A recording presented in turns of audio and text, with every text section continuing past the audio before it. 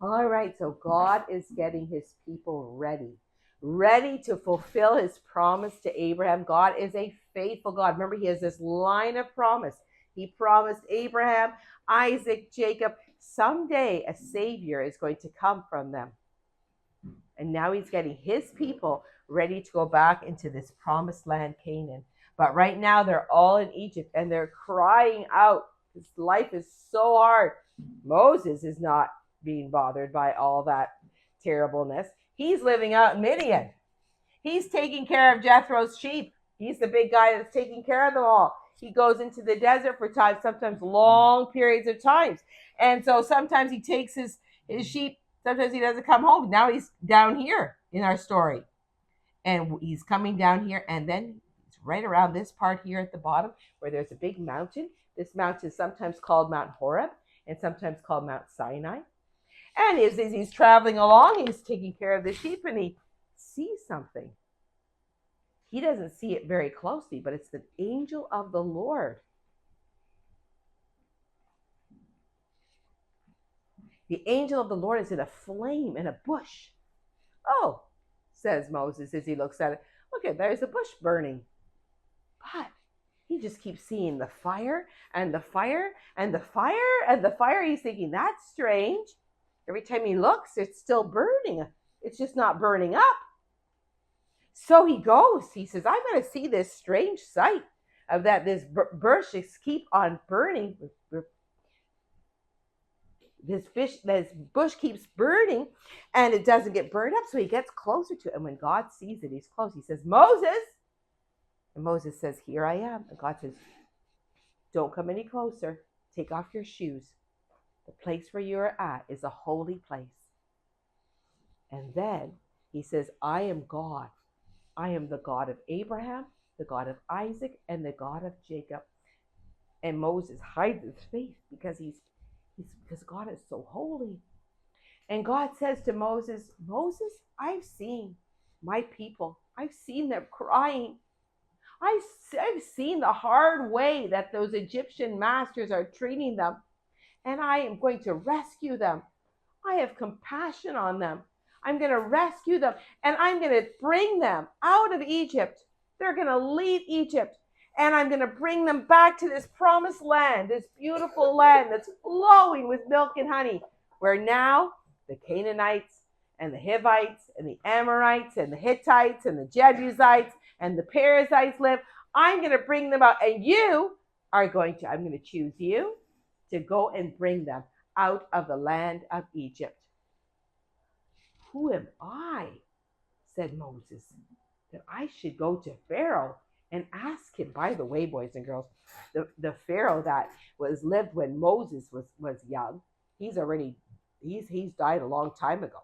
But there's a new Pharaoh now. And all the people that wanted to kill Moses are now dead. But Moses says, who am I to go and tell Pharaoh? And God said, don't worry. I'm going to be with you. I'm going to be with you when you go to Pharaoh. I'll be with you and I'm going to bring him out. I'm going to show great wonders. He won't listen to you, but I'm going to keep showing my wonders. And then he will go. You're going to go to the people. And Moses said, well, if I go to the people and they ask me, well, what's the name of God who talked to you? What will I say? Then God uses that beautiful word, Yahweh. I am who I am, said God. I am. Yahweh has sent you. And when you go to the people, say, the God of Abraham, the God of Isaac, and the God of Jacob has seen your troubles. He's seen the way that you are so crying, and he's seen how hard your life is, and he's going to rescue me. And he's going to rescue you. And Moses said, well, what happens if they don't believe me? They might say, no, God never came to you. And God said to Moses, what's in your hand? And Moses said, it's a rod. Throw it on the ground, God said. So Moses threw it. It turned into a snake. And he ran away from it. And God said, take it by the tail. So Moses picked it back up and it became a rod again. And then God said, put your hand in your bosom. So Moses put his hand. It became white with leprosy. And God said, put it back in. So he put it back in. And it was perfectly fine. And God said, when you show those elders, you show those two signs, they will believe that you actually have talked to me. And if they don't believe these two, take some of the water from the Nile and I will make it into blood. And then they will really believe you. Oh, said Moses, but I'm not really good at speaking. I barely have spoken here. I'm not eloquent. I can't go to Pharaoh. I'm just not good at talking. And God said, who made man's tongue? Didn't I make man's tongue? I made people. Don't worry about that. Moses said, oh, could you please send someone else?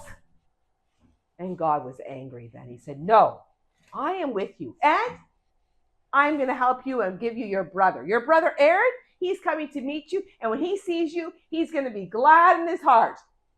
And you too, I'll be the mouth. I'll tell you what to say. You'll tell Aaron, and he'll talk to all the people. You're going to gather the elders together. You're going to tell them, and they will be glad. And then you're going to go to Pharaoh, and I'm going to tell you now, Pharaoh will not believe you. Pharaoh will not listen to you. But I'm going to show my mighty signs in Egypt, and then they will let you go out. And when you go out, you're not going to go out with empty hands. Those Egyptians haven't paid you for all that hard work you've done. I'm going to make it so that they want to give you lots of things. Every mother, every house, she's going to go to her neighbor and she's going to say, can we please have gold and silver and beautiful clothes? And I'm going to make it so the Egyptians just want to give you all their things. So now Moses has defined he's going to go. And we'll have to see what happens when he goes back to Israel. When he goes back, not to Israel, back to Egypt to tell the people that God has spoken to them. And God is going to take that whole his people and bring them back out into the promised land. And that's the end of the story.